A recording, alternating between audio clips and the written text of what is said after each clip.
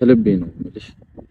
እግርሽ ስር ወድቄ ምን እያደረክ ነው እንዴ? ብሩኬ ተነስ፣ እግዚአብሔርን ተነስ ብሩኬ፣ ስነ ስርዓት ይኑር።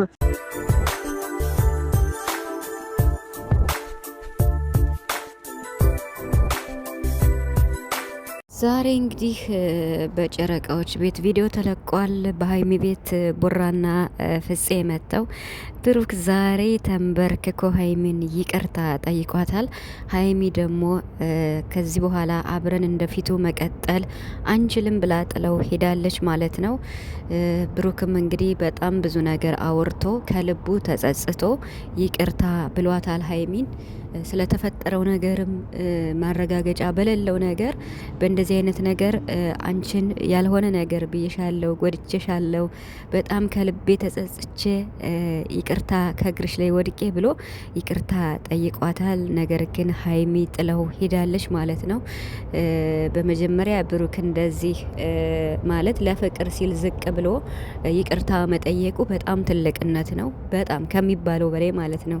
እንዲያውም አሳዝኖኛል በል የምሬን ማለት ነው። በጣም ነው በቃ እኔ እንጃ ተንበርክኮ እንደዚያ ሆኖ ከዛም ሳይሳካም ሲቀር በጣም እኔ ተሰምቶኛል። ሰላም ሰላም ቤተሰብ እንዴት ናችኋለሁ? ሰላማችሁ ይብዛ በያላችሁበት እያልኩኝ ውድ ቤተሰቦቼ እንኳን ወደ ሀንቾ ቻናል መጣችሁ። እንግዲህ ቻናሌን ሰብስክራይብ እያደረጋችሁ አበረታቱኝ የጨረቃ ቤተሰቦች ማለት ነው። አሪፍ ሀሳብ ለምትሰጡኝ ለእኔም ለጨረቃዎችን በጣም አመሰግናለሁ። የምሬን በጣም ነው የሚያሳዝኑት ጨረቃዎች፣ የምሬን ማለት ነው። ምን ማለት እንዳለብኝ አላቅም በዛሬው ቪዲዮ እና ምክንያቱም በቃ ሁለቱም ጋር ያለውን ሁኔታ ስታዩ ያላቸውን የፍቅር ሁኔታ ስታዩ እንደዚህ ደግሞ ሳያስቡት ችግር ውስጥ ገብተው እንደዚህ ሲሆኑ ማየት ደግሞ ከባድ ነው እና ባልን ማየታቸዋል እንግዲህ አብረው አላሳለፉም ከተፈጠረው ችግር አንጻር። ነገር ግን ዛሬ ማለት ነው ብሩክ ያደረገው ነገር እጅግ በጣም የሚበረታታ በጣም ትልቅነት ማለት ነው። ማለት ይህን የሚያደርገው ኢቨን እንኳን የተፈጠረው ነገር በሙሉ ብሩክ ምንም የለበትም፣ እጁ የለበትም፣ እሱ ነፃ ነው።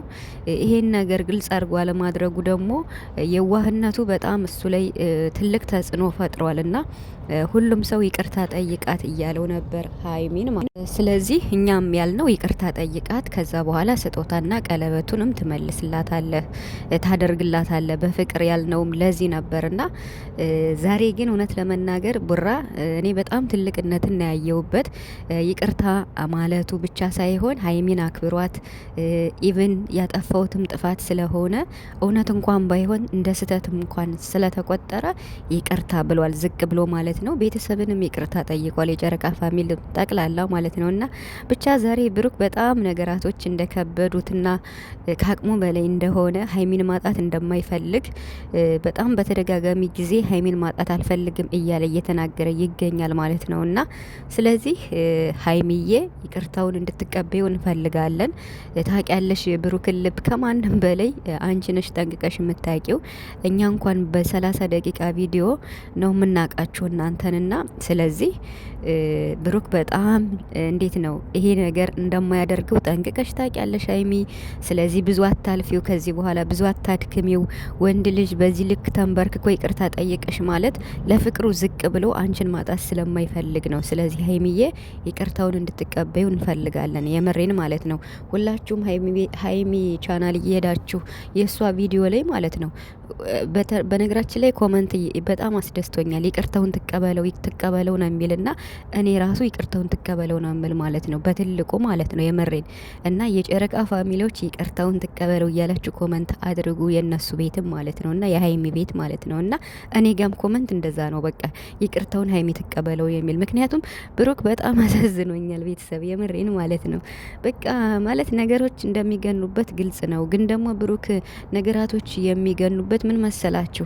በቃ አላደለ የሆነ ነገር ይፈጠርና ያ ነገር እሱ እንዳላደረገው እሱ ነው 100% የሚያውቀው። ግን ደግሞ ግልጽ ለማድረግ ጊዜያቶች ይወስዳሉና ግልጽ ያለ ማድረግ ሁኔታ በቃ በሁለታቸው መሀል ችግር ይፈጠራል። በሀይሚ ቦታም ሆኖ መፍረድ አይቻልም።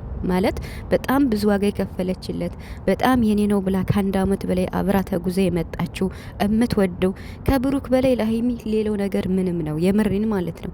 ሀይሚን የምትረዷት ሰዎች ማለት ነው እንደው ምንም በሉት የፈለገ እንደው ስኬት እንኳን ለሰው ልጅ አስፈላጊ እንኳን ሆኖ ቢገኝም አስፈላጊም ነው ማለት መስረት መለወጥ ለመኖር አንድ ሰው አስፈላጊ ነው። ማግኘት አለበት፣ መስራት አለበት። ነገር ግን ሀይሚን የምትረዷት ሰዎች ማለት ነው በጣም ብሩክን በጣም ነው የምትወደው። ከሚያስፈራት ነገር ብሩክን ማጣት ነው። ሶ በብሩክ የመጣባት ደግሞ አይታችኋል። እና ደግሞ በሰዓቱ ልክ እየተገባቡ ብሩክም እንደዛ ነይ ውጭ ምናምን እሷም እንደዛ እያለችው የነበረው እንግዲህ ሁለቱ ጋርም ኃይለኝነት አለ በጣም ማለት ነው። በስማም ብሩክና ሀይሚ ላይ በጣም ኃይለኝነት ነው ያለው እና ይሄ ደግሞ ለሁለታቸው በጣም ክፍተት እየፈጠረ ይገኛል። ስለዚህ ሀይሚዬ እባክሽን ያኔ የጠላትን ፊት አሳፍሪ። የእናንተን መለያየት ሰፍ ብለው የሚጠብቁትን በር ላይ ቁመው የሚያዩትን አሳፍሪያቸው። ብሩክ በጣም ንጹህ እንደሆነ ታውቂያለሽ። በዚህ ነገር ምንም እንደሌለበት አይደለም እንኳን ሴት ሄዶ እንደዚህ ማስረገዝ ይቅርና ከአንቺ ጋር በሆነበት ሰዓት ምንም እንደማያደርግ አንቺም ጠንቅቀሽ ታውቂያለሽ። ግን ይሄ ነገር ደግሞ እውነቱ እስኪወጣና በይፋ እንዲህ ነው ብሎ እስከሚናገር በራሱ አፍ ብሩክ ሀይሚያ አሁንም ቢሆን መለየት የለብሽም፣ ከብሩክ ጎን መሆን አለብሽ፣ አብረሽ መቀጠል አለብሽ። እንዴ በቃ ይቅርታ ካለሽ ይቅርታ ነው። ከይቅርታ በላይ ምንም የለም።